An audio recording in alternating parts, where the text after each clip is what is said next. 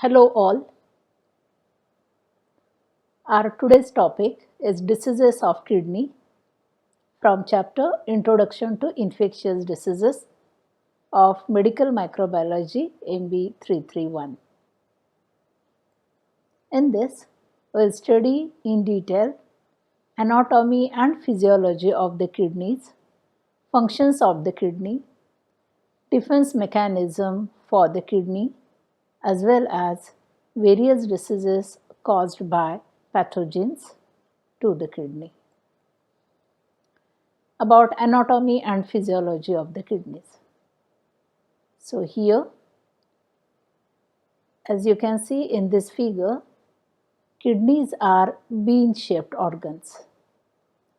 And in adult kidney, it is about 12 centimeter long and 6 centimeter wide and 3 centimeter thick structure. Adrenal glands are situated in the upper side of these kidneys. This portion is called as a renal pelvis. Two ureters, one from each kidney, carries urine to the bladder, from kidney to the bladder, and opening of which is for excretion of urine. As you know, kidney is surrounded by renal capsule, which is layer of a fibrous tissue, and each kidney weighs about 115 to 170 grams.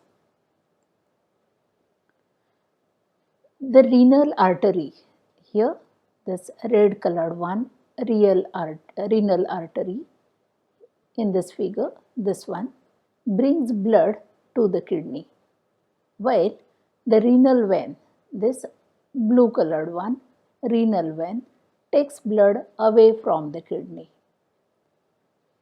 In this you can see in detail structure of a kidney, where this one is a ureter, and the entry of ureter as well as a renal vein and renal artery is called as a hilum.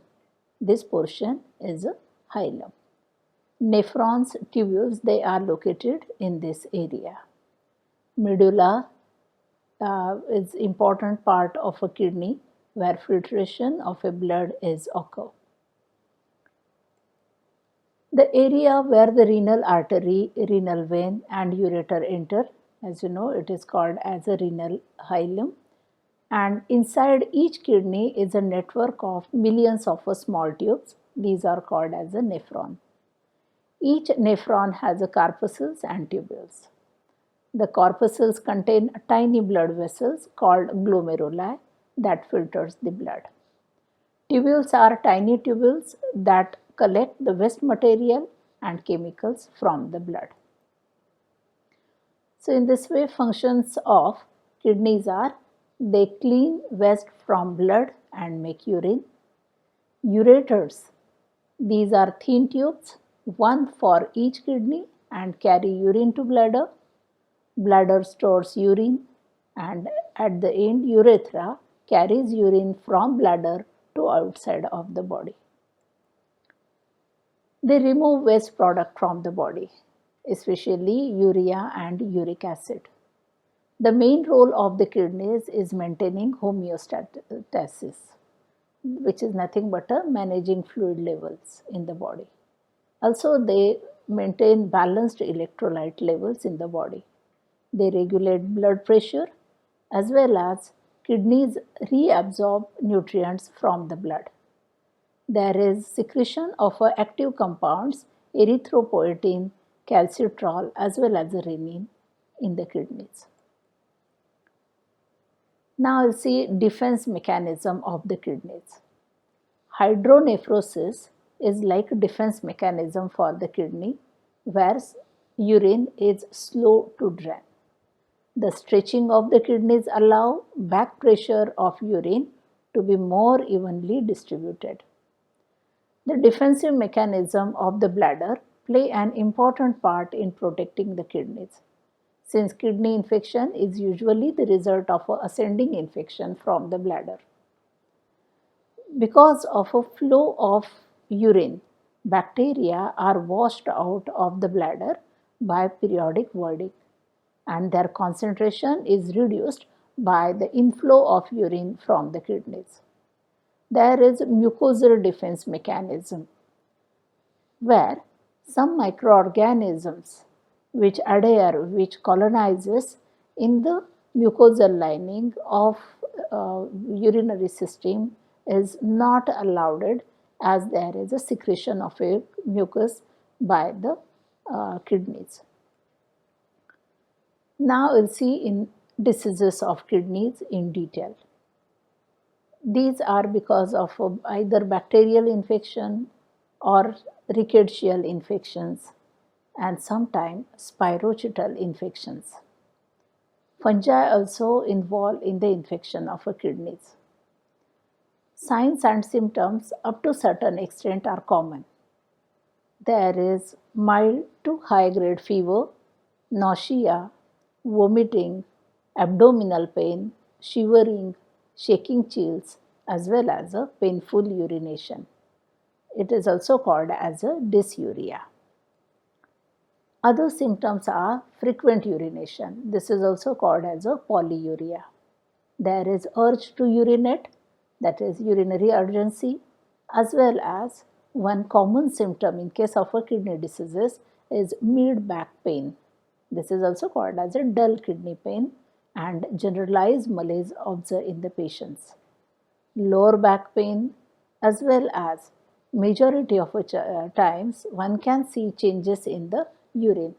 Either that urine is cloudy because of growth of microorganisms or blood cells may present in the urine. So pus cells, bacterial cells, as well as blood cells are present in the urine. Also, it imparts different odor during infections by various microorganisms. When infection by yeast, like Candida, there is a yeasty odor to the urine. Kidney infections are more common in women than men, especially in pregnant women. Upper respiratory tract infection refers to infection of the kidneys. A kidney infection is also called as a pyelonephritis. Acute uncomplicated cystitis is urinary bladder infection. So depending upon part which is affected, we have to label it accordingly. For example, to the urinary bladder, name given cyst, and inflammation of urinary bladder is cystitis. So you see in detail the causative agents of the cystitis. Inflammation of a urinary bladder by E. coli. Sometimes opportunistic pathogens like Staphylococcus saprophyticus, which is coagulase negative microorganism, also causes infection of a bladder. E. coli majority of the time is causative agent of this disease. And here symptoms are mainly in female dysuria, painful urination, as well as a scanty urination. There is a pyuria, that is presence of a post cells, leukocytes in urine. There is a cloudy or a bloody urine. Strong or foul smelling urine is also characteristic symptom of these microbial infections. There is a low grade fever which may not present every time. There is a pressure or cramping in the lower middle abdomen or back. There is strong need to urinate often, frequent urination.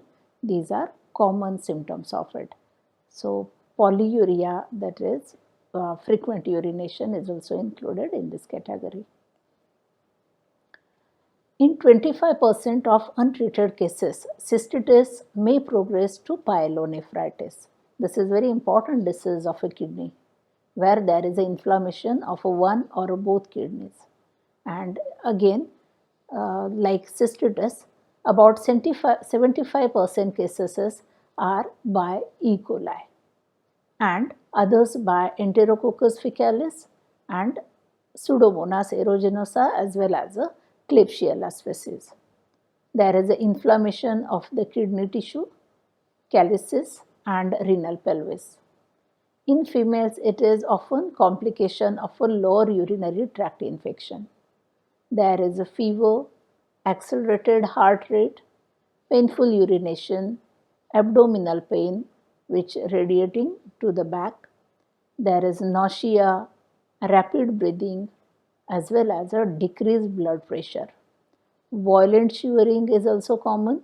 There are rigors as well as there is a confusion.